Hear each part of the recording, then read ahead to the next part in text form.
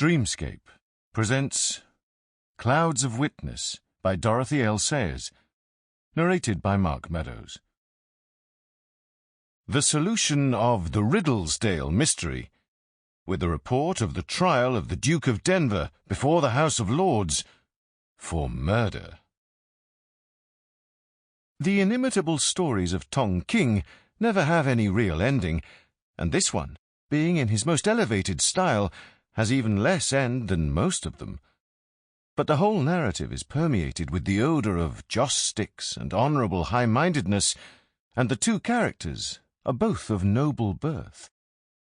The Wallet of Kai Lung. Chapter 1. Of his malice aforethought. Oh, who hath done this deed? Othello. Lord Peter Wimsey stretched himself luxuriously between the sheets provided by the Hôtel Meurice. After his exertions in the unravelling of the Battersea mystery, he had followed Sir Julian Freke's advice and taken a holiday. He had felt suddenly weary of breakfasting every morning before his view over the Green Park. He had realised that the picking up of first editions at sales afforded insufficient exercise for a man of 33.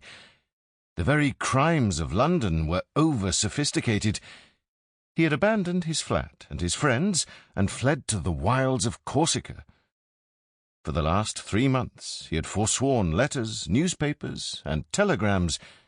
He had tramped about the mountains, admiring from a cautious distance the wild beauty of Corsican peasant women, and studying the vendetta in its natural haunt.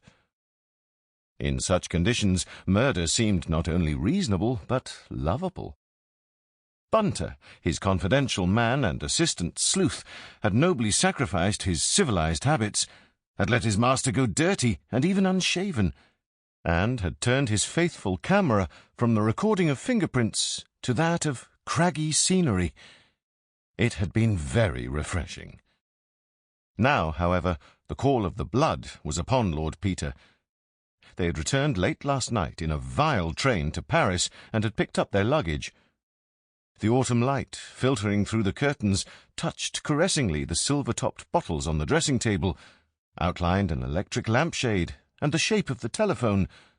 A noise of running water nearby proclaimed that Bunter had turned on the bath, hot and cold, and was laying out scented soap, bath salts, the huge bath sponge, for which there had been no scope in Corsica, and the delightful flesh brush with the long handle, which rasped you so agreeably all down the spine.